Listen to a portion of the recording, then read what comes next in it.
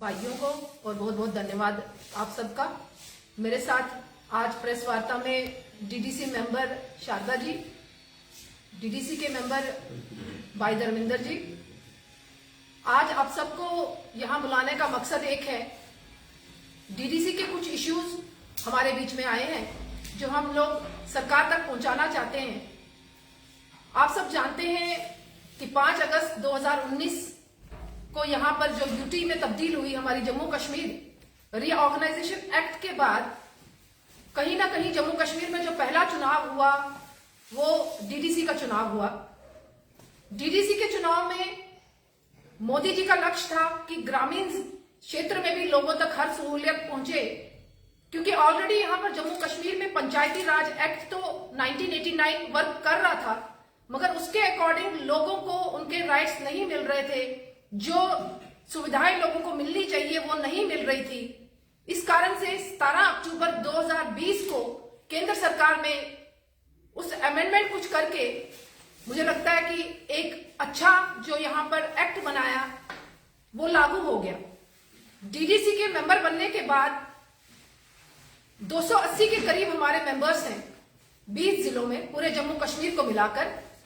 हर जिले में 14 मेंबर हम लोग डीडीसी के बनते हैं। तो कहीं ना कहीं मकसद केंद्र सरकार का था कि जम्मू कश्मीर को कैसे सशक्त किया जाए, जम्मू कश्मीर में कैसे लोकल लेवल पर सरकार अच्छे तरीके से काम कर सके, क्योंकि 3 फेजेस में काम करती है। एक सेंट्रल गवर्नमेंट काम करता है, एक स्टेट गवर्नमेंट काम करता है, उसके बाद लोकल लेवल पर गवर्नमेंट जो होती है वो कहीं ना कहीं डीडीसी बीडीसी इन लेवल की जो है, कहीं ना कहीं उस लेवल की जो है यहां पर सरकार काम करती है। जो देखने को मिल रहा है, डीडीसी का भी 1 साल मुझे लगता है आने वाले दिसंबर तक डीडीसी का टाइम है। कुछ इश्यूज डीडीसी मेंबर्स के द्वारा हमारे बीच में लाए गए हैं, जो उमर सरकार जी बताना चाहेंगे हम उनको कि उमर सरकार वो तो बात कर रहे हैं बिजनेस रूल्स की, वो तो बात कर रहे हैं अपने पावर्स की, वो बात कर रहे हैं कि उनके मंत्रियों को क्या पावर्स दी गई हैं, मगर वो ये चिंता नहीं कर रहे कि जो डीडीसी के मेंबर्स हैं उनके क्या राइट्स हैं। जो एमएलए हैं और जो डीडीसी के मेंबर्स हैं अभी तक समझ नहीं पा रहे कि एमएलए के पास क्या पावर है और डीडीसी के पास क्या पावर्स हैं, जिसके कारण उस जिले में कहीं ना कहीं आपस में तालमेल ना होने के कारण लोगों के काम नहीं हो पा रहे, जो समस्या देखने को मिल रही है। मैं यहां की सरकार से निवेदन करना चाहूंगी, उमर सरकार से, कि वो इस बात की चिंता करे, क्योंकि कहीं ना कहीं जो डीडीसी है उनका भी प्रोटोकॉल उनके बराबर है, क्योंकि यहाँ पर एमएलए तो अभी बने हैं 3 महीने पहले, उनसे पहले जो हमारे यहाँ पर काम कर रहे थे वो कहीं ना कहीं हमारे डीडीसी के मेंबर्स ही कर रहे थे। इन्होंने बात की कि जो फाइनेंशियल क्राइसिस है, जो फंड्स हैं या बजट है इनका, वो कहीं ना कहीं इतना कम है कि वो लोगों की जो जरूरतें हैं वो पूरी नहीं कर पा रहे। बीडीसी के अकॉर्डिंग शायद 50 लाख के करीब इन्होंने 25 लाख इनको मिलता था, ये 50 लाख की डिमांड कर रहे हैं कि 50 लाख के करीब हमारी